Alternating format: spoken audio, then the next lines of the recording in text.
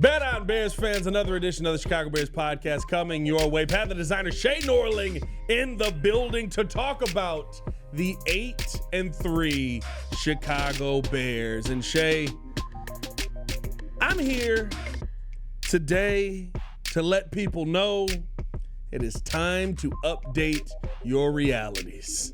I don't know what universe we're in. I don't know what version or what time stone was offered. I don't know if this is the Pope. I have no answers on anything. But Chicago's up right now. Blackhawks got me excited. Bulls above 500. I'll take it. Rough last couple games. It's a little rough. It was a little rough. It's just poor defense. Anyway. And the Bears sit atop the NFC North 8-3, still holding true to Ryan Poles' promise to take the North and never give it back. We'll see. We got to recap last night's game. Of course, take a look at some of the ups and downs that the Bears did go through and look ahead here to Friday. I mean, very quickly, we can do a preview show here on Monday because the game is right back. So all that and more on today's episode of the Chicago Bears podcast. Hit that like button, subscribe to the page, leave a 5-star review. Y'all know what to do. Today's episode is always brought to you by Underdog. Make picks, win money. All right, I want to start here because yesterday's game, to me, was the time for all of the I'm a real Bears fans that called into the post-game show yesterday. Post, appreciate you guys. That are waiting for the bottom to fall out, that are waiting for the magic to run out, waiting for the genie to disappear, if you want to call it that. I think it's time for you to update your narratives. Because this is a football team that, in the wildest situation, I don't think I've ever seen a game where a team went into the game with no linebackers. And then you lost two more of them during the game. Yeah, it's brutal. And we're sitting here talking about a win. That conversation to me is a completely, not just different Bears team. There's not many NFL teams that could have pulled off a win in the situation that we saw the Bears in yesterday. You lose your number one DB during the game. You lose your starting right guard during the game. You went into it without your starting left tackle, although Theo's been up and down. I don't know if that was a downgrade or if you just kind of were even on that one, getting Ozzie in there. Ozzie played pretty well. You didn't talk about him much. I thought yesterday, to finally silence the final narrative on the Chicago Bears of, well, they can never beat a team with a winning record, I thought yesterday was a great day in totality, and it stamped this Chicago Bears team as a real team moving forward. What do you mean real team?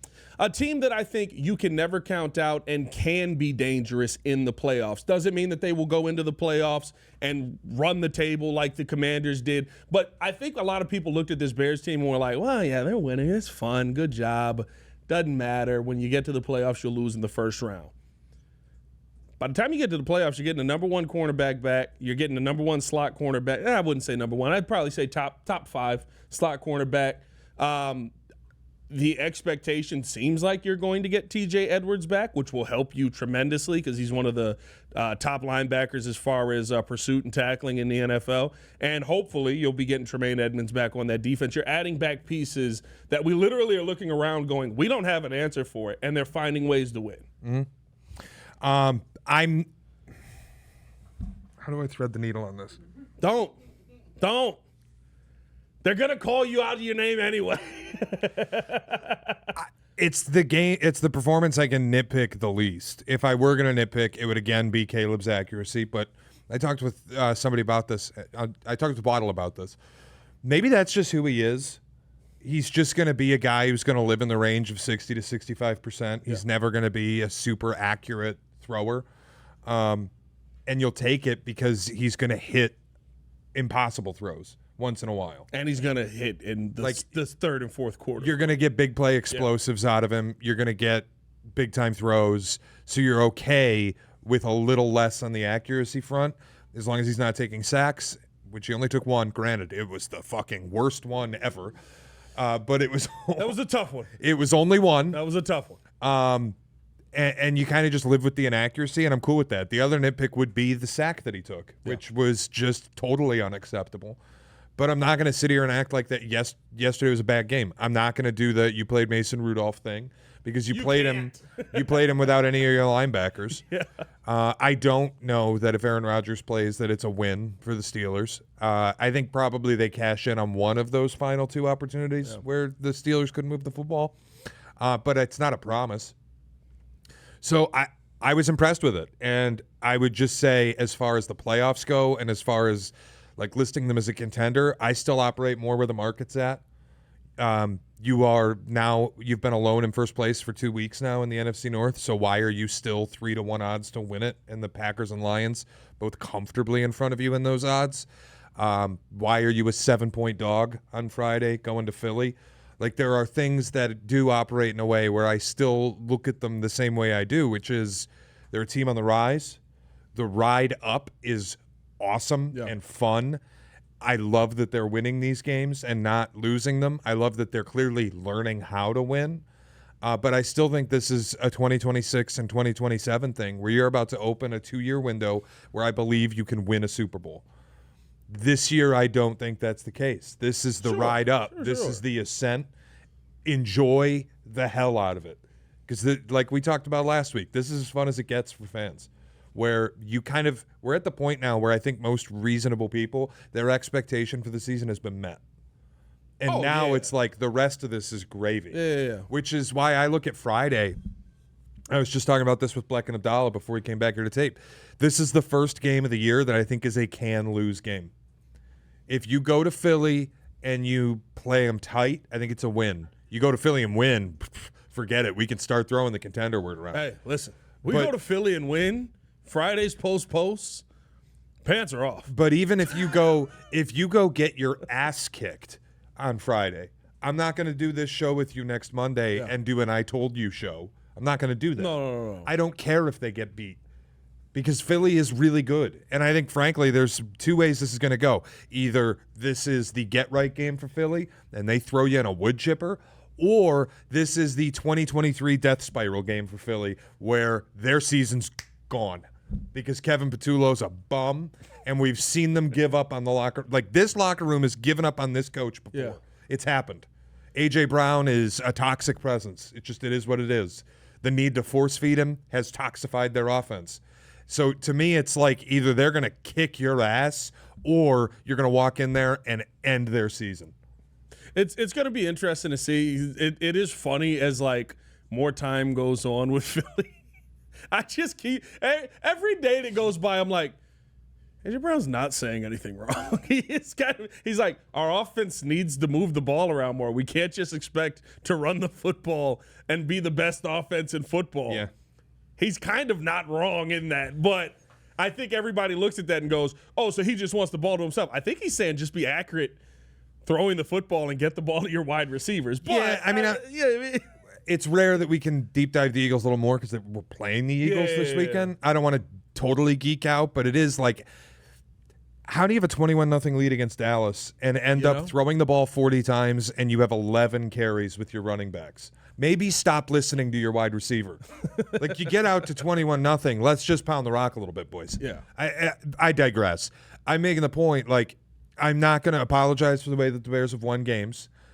I'm not going to sit here and tell you that I think they are elite or that they have brought themselves into that conversation with the Packers, the Lions, the Eagles. Certainly not the Rams. Holy Christ. No. And I think this is the thing. To me, saying that the Bears are a dangerous team in the playoffs does not mean that they go win a Super Bowl. No. It means that I think that they could be somebody who, if all of a sudden we're looking at the NFC Championship game and the Chicago Bears are there versus the Rams, I wouldn't be like, yeah, didn't see this coming all season, didn't feel like this team could ever get this, because you're winning games that are showing how resilient you are as a team. I think that's a trait that is the most important thing in the playoffs. Teams that aren't resilient and are incredibly talented lose in the playoffs. Well, and more times than not. If you end up getting healthier and you do get Jalen Johnson back, and I got to see what Jalen Johnson is, because last year was not a banner year for him, and now you've been hurt pretty much all of this year. Yeah. So let's get him back and see what he is. But if you get him back and he is the caliber of player that he's been throughout his career, and you get back Kyler Gordon, and it makes Dennis Allen's defense go a little bit with the blitzing, and you get back TJ Edwards and you can start defending the run a little bit better, I don't think you're a team anybody's going to be licking their chops to play when you get to the playoffs. Unless you're the Rams. And, like, I do think – I think the Rams are unstoppable. But that's a different deal. Like, I'm just making the point. I don't necessarily believe that the way that the Bears are winning this year is long-term sustainable. Like, I wouldn't look at this and go, yeah, we're here, finished product. I don't think anybody's doing that. No. I don't think it's true. It's just I'm enjoying the ride up. And it is like you're figuring out how to win. That's important. You have a quarterback who you trust late in games and critical spots. I have a defensive coordinator who I trust on big-time downs. Yeah. Showed me that yesterday. Yeah. Like, I just kind of trust that they're building everything the right way. This is getting better. And now this is your litmus test. Yeah, you beat the Steelers, and the haters are still going to be out there saying, well, it was Mason Rudolph, which I'm not going to do because of the injuries that you dealt with. Yeah. But now, like, you go on the road to Philly, this is your spot. And if you lose, I'm not going to be like, I told you they can't play with good teams. I'm not going to do that because I think you've made all the bones that you needed to make up to this point. What did I ask you for when we talked 2 weeks ago? And you said we got to go 2-2 in these next 4 games. Win these 2 games, and it's got to be 2-0. Yeah. Because after that, I don't know if you're winning them. Yeah. You did that job. Yeah. The Bears did what I asked them to do. They went 2-0 in those 2 games. Now we're with house money. You got to beat Cleveland, and you got to win one of the games where you're going to be a dog. Because outside of Cleveland, you're going to be a dog in all the rest of these.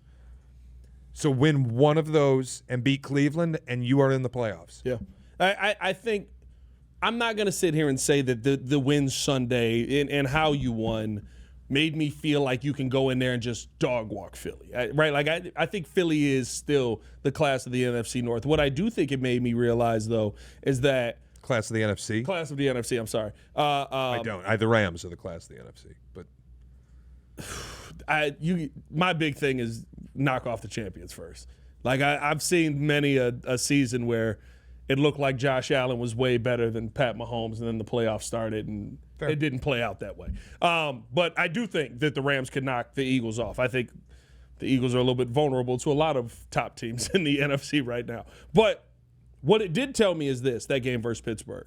You can absolutely walk into Lambeau and compete with the Green Bay Packers right now, who, for everybody who wants to sit there and go, oh, well, the Bears are struggling to beat backup quarterbacks. You had to put up 31 points to beat Mason Rudolph. Yeah, our offensive line, or our defensive unit on the linebacking core was dead. You lose your number 1 DB. It's going to be a little tough to beat even Mason Rudolph, who has a winning record. I look at Green Bay, Jameis Winston dotting him up until he became Jameis again. But, like, you want to talk about backup quarterbacks going out there and putting some work in? Dylan Gabriel, pretty good day. Do you mean Detroit? No, I'm talking about Green Bay. Jameis dotted up Green Bay? Who'd they play? Oh, I'm sorry, Detroit. You are right. I'm like, wait a minute. Hold on. I just want to make sure I wasn't out of it. You are right. Detroit. With Green Bay, I'm looking at the Browns game, right? You couldn't find a way to score points on the Cleveland Browns. You couldn't find a way to slow down the Carolina Panthers, who, I get it, 6-5. They're still not a very good football team. Yeah, they're a little better than we expected them to be. Yeah. But literally they went, let's run the football at Micah. Let's see how that works the entire day. Oh, it works. Like, I feel like you've opened up opportunities within the division, which is all you need to get to the playoffs, to say, yo, we're good enough to beat the Packers. We're good enough with how the Lions are playing right now. I don't know if this will continue until the final game of the season, but with what we've seen out of the Lions last couple weeks, we're good enough to beat the Lions.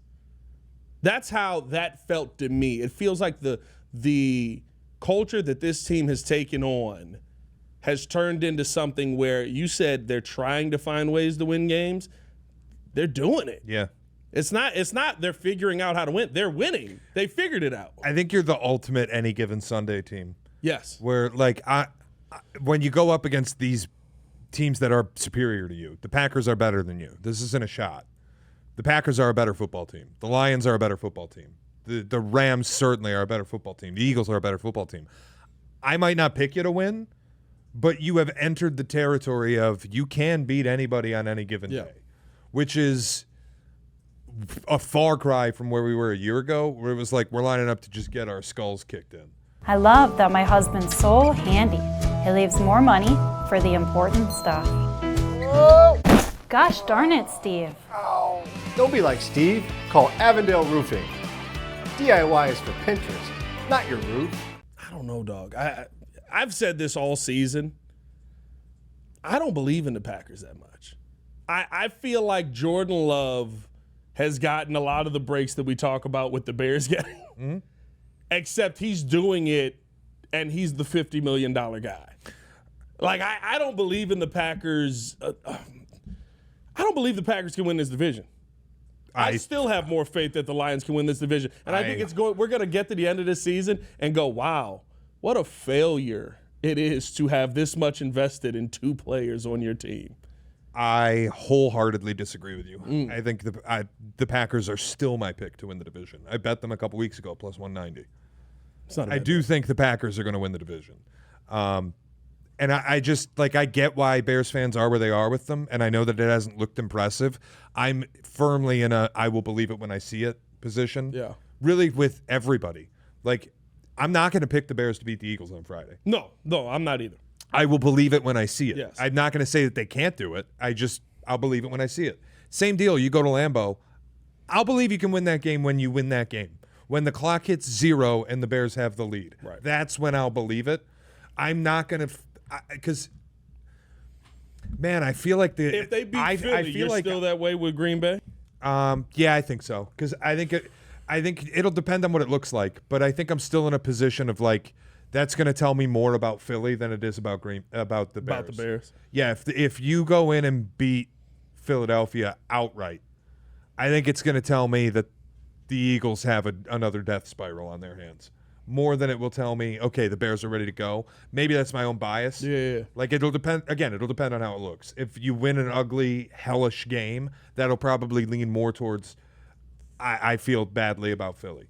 And if you go in and just fucking clock them, then we can start to have, like, again, never take anything away. And you go win this game as a 7-point dog. See, that's it really doesn't matter how it looks. Then we can go, okay, contender. But I'm still not going to sit here and go, you have to win the divisional games before I start saying we're going to just win the division. I'm not scared of Green Bay. I'm not scared of Detroit. Like, dude, as much as I think Detroit, I agree with you. Detroit's offense last 2 weeks looked terrible.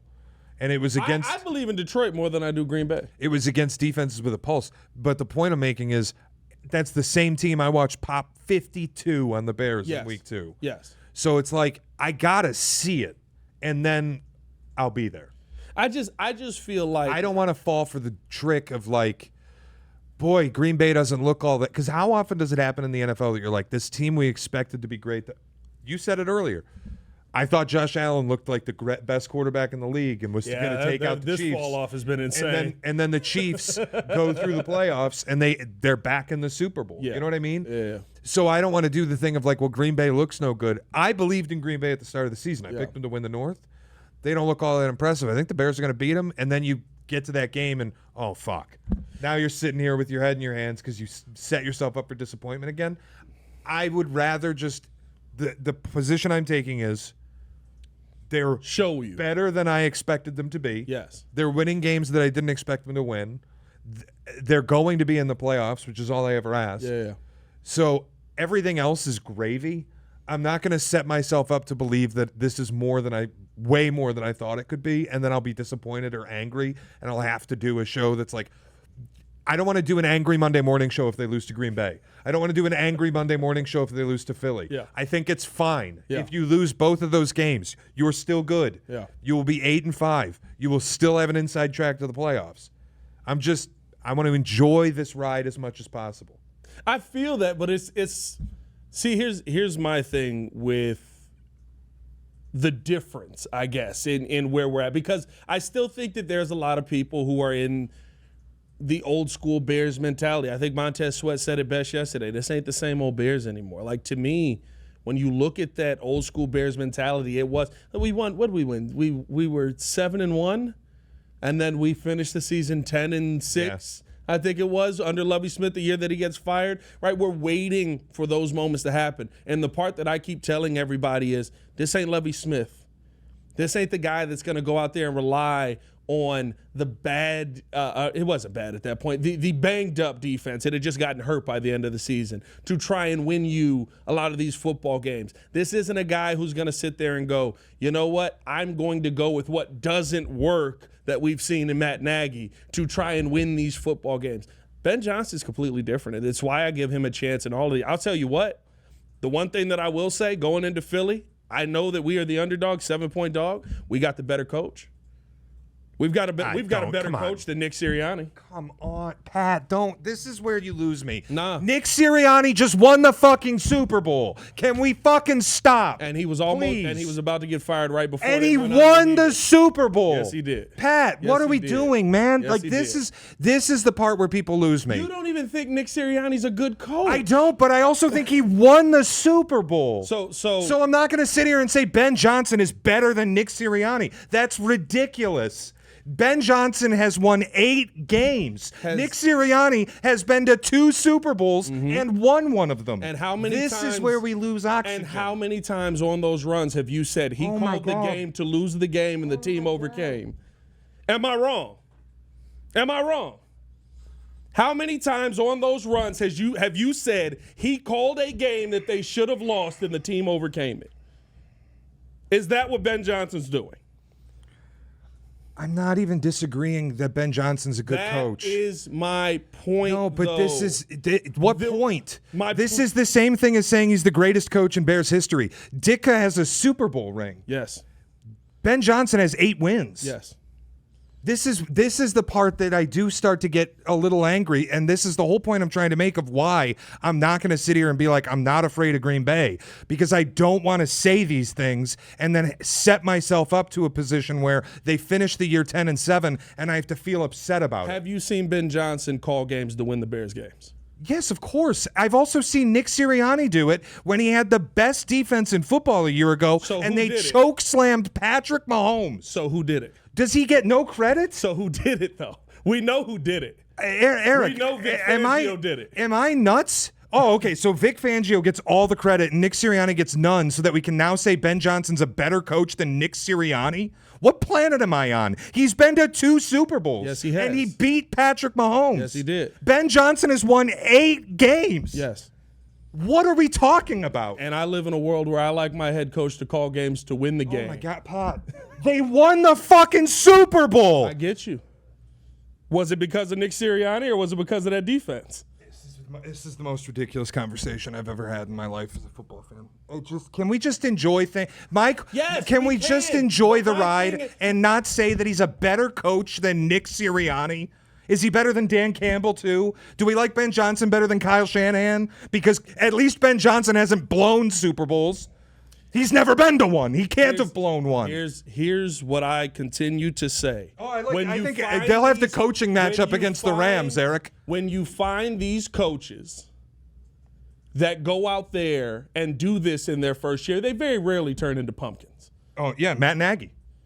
Matt Nagy had Vic Fangio his first year and went 12-4 off the back of the defense. I understand that. The point we're making. I understand that. You lost the contact there, bud. Are you I okay? did. How about when, but again, like it's not always been Vic Fangio. Nick Sirianni made a Super Bowl with Shane Steichen and Jonathan Gannon. He did.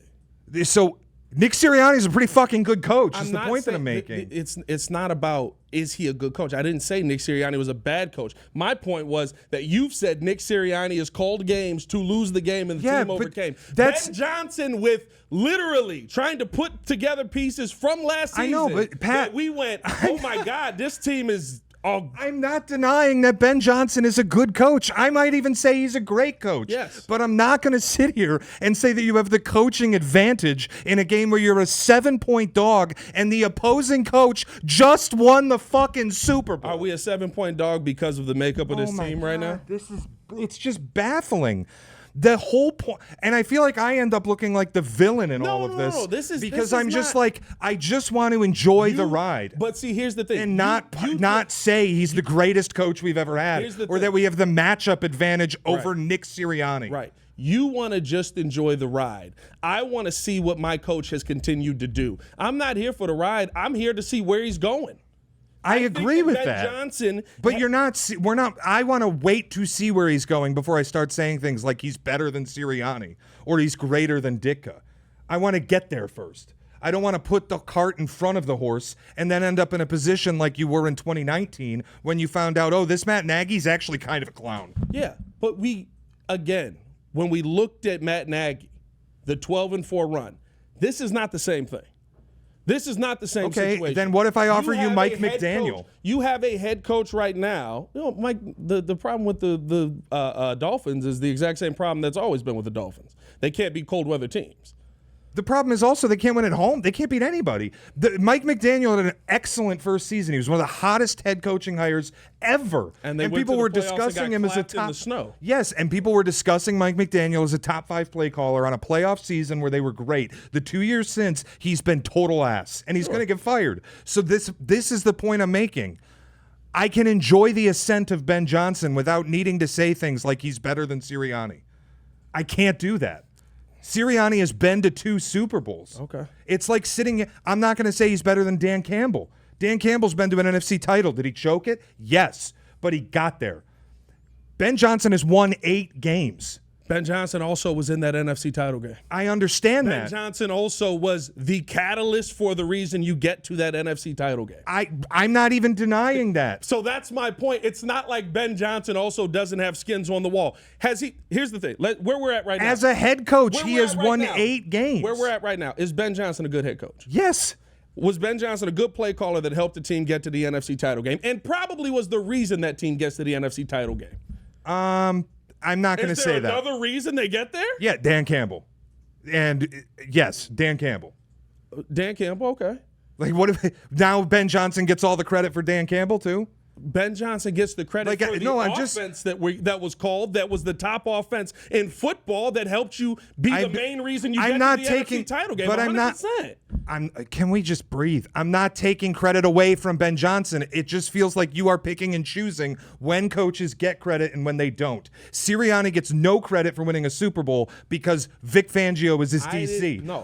Yes, you did. I didn't say Sirianni Vic gets Fangio no was his credit. DC. Yes. That's the reason they won. Well, and then the reason that the Lions got to the NFC title is because Ben Johnson was their OC, not because why are we limiting how much credit a head coach can get so that we can pump up what Ben Johnson is? I just want to enjoy Ben Johnson as the best hire this team has made in probably 2 decades. Yes. A terrific head coach. Yes. He's excellent. Yes. But I'm not going to play the hyperbole game and start saying he's better than guys who have won Super Bowls and been to multiple. Yes. That's insane. Yes. My point is it's not hyperbole.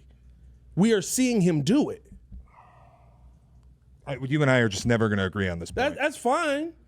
I truly feel like we are seeing Ben Johnson do it, and I feel like you do have the coaching advantage. Part of this is me sitting here because if the Eagles do choke slam me into the dirt and it's a get-right game for them, sure. I'm not going to come in on Monday and start saying things like, this is catastrophe for the Bears. It isn't. Honest to God, I don't care what the result is. They have done the job that I asked them to do. They're going to be in the playoffs. I'm very excited about this team. But I'm not going to get out over my skis with what I think Ben Johnson is and what I think this team is and then find myself in a position where I've set myself up to be disappointed. I don't care what Philly looks like. If you get beat by 40 on Monday, I'm going to go, scheduled loss. That's a tough schedule spot. Go beat Green Bay. This conversation started because I said I think you have the coaching advantage going into this game. And I think that's absurd. Sure, that's fine. But it doesn't mean that you win. There's teams that have had the coaching. Hey, Pittsburgh probably felt like they had the coaching advantage going into that game last week. They lost. That I don't necessarily think is true. Maybe there's a lot of hate on Tomlin's name right now. Well, yeah, and there's a difference for and people go, well, Tomlin's won a Super Bowl too, Shea. Why don't you have the same feeling for him as Sirianni? Tomlin, it's been 6 years of watching the same garbage. Yeah. And it's the same result every single year. Steelers fans are fed up with it. And I know Eagles fans, but Eagles fans are fucking lunatics. Eagles fans, a year after appearing in the Super Bowl, wanted Sirianni's nuts clipped. Yeah. And now it's a year later. They just won the Super Bowl, so I do view it a little differently. Sure. They are the same record as you, and this is a litmus test for you where it might be get right for them. I'm going to wait and see. Now, Ben Johnson goes and wins this game and goes and, like, finishes the rest of the season 4-2, and then we're looking up at, holy shit, we're in an NFC title game with a chance to win it. Maybe I'll start going off the crazy end of this pool and being like, he is the best coach in the NFL. But it takes me time to get to that point. That's my thing. Like, it's not like we're saying Sirianni's nowhere near Sean McVay to me. Nowhere near. He's nowhere near the kind of head coach that Kyle Shanahan is. He had coaches around him that help him overcome that. That's why I bring up Vic Fangio in the Super Bowl. Sure. That's why, like, I think that those are two different conversations. I'm not sitting here telling you Ben Johnson is the greatest coach in the NFL. What I'm saying is, Can I say this? You will have a significant offensive play calling advantage. 100%. That I will give you. Whether you have an advantage as a head coach to head coach deal, I'm not even going to get involved because you have a champion. Kevin Patullo stinks. So, like, he's not a good play caller. Yeah. I think you have the play calling advantage, but whether or not it's a full on, you have the better coaching staff. But here's the thing: my play caller is the head coach. You know what I mean? It's like when I say, if you say I have a play calling advantage and Ben Johnson goes in there and the offense finds a way, which it would be magical, to put up 30 points. Yeah. Now all of a sudden my head coach out-called your play caller, but also probably did enough to win the game versus your head coach. Sure. Like I think that's my thing where Now, you don't want to live in a world where, right, we go into next week, Sirianni absolutely puts together a game plan with Fangio and all of them, and they clap us. And then you go, well, how good's Ben Johnson now? No, I'm not doing that. Where to me, I look at, I'm okay being over my skis a little bit on this one because Ben Johnson continues to prove this is who he is. We haven't seen this magic fall off. We've seen everything else fall off. Now, my issue is going to be when we talk about advantage in the game. I am ready to say I'm ready to say Ben Johnson is a better play caller than Kevin Patullo. Yes. Got no issue there. That's easy. Am I ready to say that Ben Johnson is a better play caller than Vic Fangio? I don't think so. He's beaten Vic twice? Have they played? They played last year. I think he won. Well, maybe he only played him once. 23-24, I think they beat him. Good game. I want to say that. But I think they only played last year, right? I know the Lions and Eagles played this year. 16-9 this year. What was last year? That's okay. Chat among yourselves in the chat. People are losing their minds. They're calling us both idiots at this point. They did not play Philly last year. They didn't play Philly last year? No, they didn't play Since since 22. 22. So what was that game? That was Anthony Lynn, though. Was that it? No, 22's Ben. 21's Ben, right? Maybe 21, you're right. 22, Maybe 22 was. yeah, that. 22's They better. lost 38-35. And Goff had 215 pass yards. Dude, I've seen Vic Fangio choke slam 100%. debuting head coaches too many times in my life that I'm going to sit here and act like you have a coaching advantage. I'm not going to do it. Sorry. That's just where I'm at. I'm with it. You got a Super Bowl winning staff and a Hall of Fame defensive coordinator against a head coach who's won 8 games. And it's been super impressive, the turnaround. It's one of the best stories in the NFL. I love it. I'm glad the team is good. But it's just like, I can't go where you want to go. I like it. I like it. I like the – now, listen, do I like the advantage? No. I think – here's the funny part. We just did all of that. I also think the Bears are going to lose. But I can look at this game and go, if I had to pick between having a head coach, and this may sound crazy, give me Ben. If I had to pick between who I want moving forward, give me Ben. Give me my offensive play caller and give me my guy who has shown time and time again and has made coaching decisions, has handled his timeouts, has handled in-game decisions well. I think that's the part for me where Mike McDaniel's always sucked at timeouts. Like when I look at some of these coaches, the things that like we always say, yes, he was a great play caller. He always sucked at timeouts. He always sucked at situational awareness. Ben Johnson hasn't this year. I don't think there's a single game where we can say Ben Johnson didn't manage the game the right way. I would be shocked if all of a sudden one day we're just like, wow, he really just stopped being good at managing a football game. No, and I agree. And like I don't actually believe that he's Matt Nagy. Yeah. I don't believe that he's Mike McDaniel. I think he's really good. And I think the proof's in the pudding a little bit when you see how you've taken this offense from dead last to top 5. Yeah. He's very good. And wow. And I think this is the biggest part, Shea, too. While we all go, I don't know if they're that good to be doing this, but they keep doing it. Like we all are sitting here going, You don't have the talent here. You're missing this. You need this. You'll be a good team when you get this. There's so many holes still here. It's a culture you're shift. Still 8-3. Yes. It's a total culture shift. It's a belief that they can win. It's a belief that they can win on any given day. That's why I won't put a ceiling on them. I'm excited about this. And whether I like I said last week, whether I believe it or not, who gives a shit? There has never been a part of this show in the contract as a listener that you have to agree with anything that comes out of my mouth. It was a little aggressive in the comments last week. Y'all gotta breathe. No, that's fine, dude. It's fine. It doesn't bother me at all. Look, I'm going to sit here and I'm going to tell you what I believe. Yes. And whether you agree with me or not has never been a part of the conversation. Yeah. You are more than welcome to disagree. I'm not going to, the idea that I'm going to come on here and tell you something that I don't believe because it'll make you feel good, that's never going to be me. No, I'm going to shoot you straight, and I'm capable of being wrong. And I frankly hope I'm wrong about the Bears and they just rip off 4 wins in these final 6 games. But the fact is, they are likely going to be dogs in 5 of the final 6. So my job for you is to go 2-4, beat the Browns, and win 1 game you shouldn't. And then we'll all be happy watching a playoff game in January. When does that perception change, though? Like, what's the game you have to win? Like, if you're a dog versus, and I'm not saying because you beat the Steelers, you shouldn't be a dog. You should be a dog. But if you're a dog versus Philly and you win. I think. Are we looking at the rest of the season? Or if you're a dog versus Green Bay, which you probably will be because the first game is in Lambeau. No, you will be. You'll be a dog, right? You'll be a dog at home. But if you beat them in Lambeau, like you did last season. I think that's when the shift starts. Like that's now, granted, that's my thing. Is there a win in here where they become a different team? And again, in people's minds? I know they won that game last season. We got to be real about what it was. That was a very compromised situation. Won both games, though. Yeah. Again, yes. I'm just. That's where your Cairo hate began. Let me see it.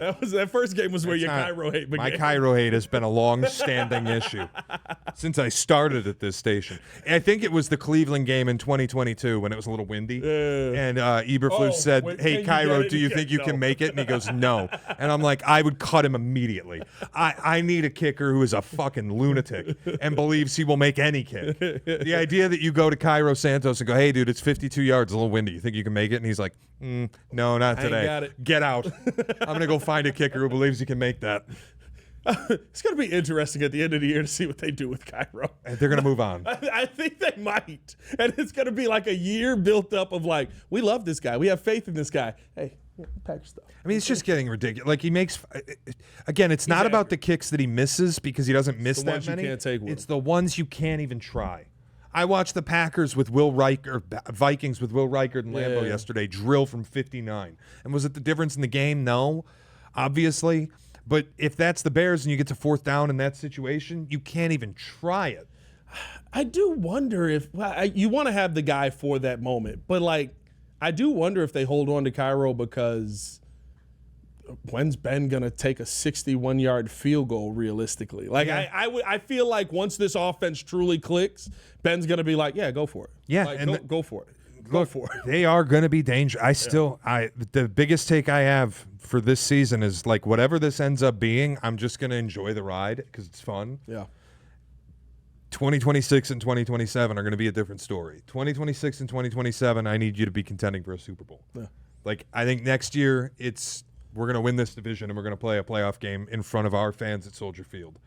And the year after that is we are loaded for bear to win a Super Bowl. And this is your 9-8 Lions year. This is your first year with Ben Johnson with Detroit where you saw everything start to click and work and you didn't quite make the playoffs for the Lions. Bears, I think you're going to get in. And then after that, going forward, we're going to look at this like this is a serious team. Yeah. They're ready to go. We'll see. I think there's a possibility for that. Not Super Bowl. I don't think Super Bowl. But I think there's a possibility for them to be dangerous in the playoffs. The best thing that they did is that they did, like the Commanders, I think people forget too. Nobody thought they'd go to the NFC title game. But they operated at the trade deadline like a team that believed they could go to the NFC title game.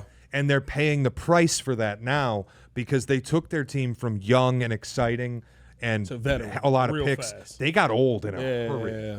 And I think avoiding that at the deadline for the Bears, which I always said I would rather you do nothing, it kept them young.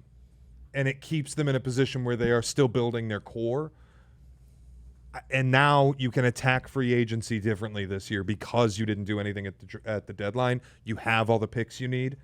Now let's go. And it's got to be a lot through the draft. And right now you're looking at 2 drafts where Caleb Williams, Rome Odunze both feel like solid picks. I think this year you could say Colston Loveland feels like a really good pick. Luther Burden's starting to get his handle on things.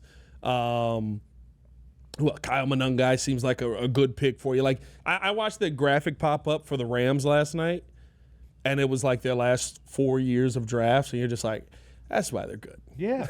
That's why you could just randomly go be like, you know what we want? Devontae Adams. We got the money for that? Yeah, we're not paying anybody. Yeah. Let's go get Devontae Adams. Like I would rather us do that than have a great GM at circumventing the cap. Just not be spending money because your draft picks are hitting. That'd be phenomenal. It'd be awesome. Let's keep that going. Let's finish it out with this, Shea. We got to make our underdog play for the night. As underdog, we got an interesting game tonight. I mean, I don't really know how to call this. Christian McCaffrey, for whatever stats he's got, I think you got to throw something in there. I would almost say, can you throw some fantasy points in there for Christian McCaffrey tonight? You know what's bizarre is McCaffrey, and I heard this stat last week. It was unbelievable. McCaffrey's been having like a pretty nice year. He's been kind of a bell cow for the Niners. Yeah. Last week was their first 20-yard run of the season. Yes. There was a play one week where I made longest run. His longest rush is set at 14.5 yards. Not a lot of explosive plays happening out there. Not a lot of explosive plays. I think that's you go lower on that. Not a bad take there.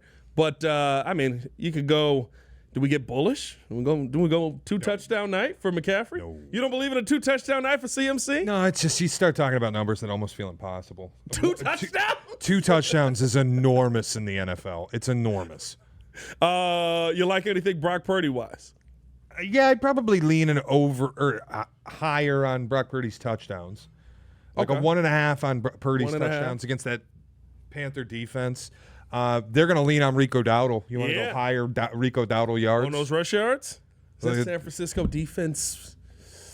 They're down everybody. Yeah. All their linebackers are gone. Yeah, that's a good one. You could even remember last week Jacoby Brissett set the record for completions because they just aired it out. If you feel like Bryce Young's going to air the ball out a little bit like he did a week ago when he went for 450 against Atlanta. His passing yards 209. You like that? Yeah, that's a little high for me. I'm not gonna lie to you. Then stay away from it. I don't believe in Bryce Young that much yet. Stay away from it. Is there anything Bryce worth throwing on there? Because I think the surprise picks sometimes are the best ones. You know what? Because I think they're a very dink and dunk offense at times. I would go 20 completions higher. Higher than 20.5 completions? They're 7-point dogs. So you think they might be trailing a lot in the Yeah, game and need to throw it too? Yeah, that's not bad. Yeah. Throw that in there right there. $20 will get you $80 on that. You had a 40% profit boost there. Now you're talking about a $115 That ain't night. bad. Shea. That ain't bad. That ain't bad on a Monday Night Football game. Make sure that you guys tap in with Underdog. Download the app and use the promo code CBP.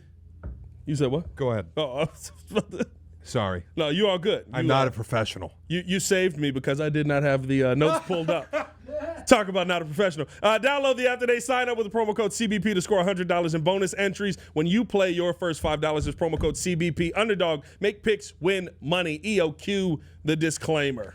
Must be 18 years or older, 19 or older in Alabama and Nebraska, 19 or older in Colorado for some games, 21 or over in Arizona, Massachusetts, and Virginia, and present in a state where Underdog Fantasy operates. Terms apply. See assets.underdogfantasy.com/web/play and get terms _DFS_.html for details. Offer not valid in Maryland, Michigan, New Jersey, New York, Ohio, and Pennsylvania. Concerned with your play? Call 1-800-GAMBLER or visit www.ncpgambling.org. In New York, call the 24/7 Hope line at 1-877-8-HOPE-NY or text HOPE-NY 467-369. Welcome back into the Chicago Bears podcast. Panthers designer Shea Norling. Before we went to break there, Shea, you were talking about the best storyline. What do you got best storyline? Best storyline this weekend is tonight.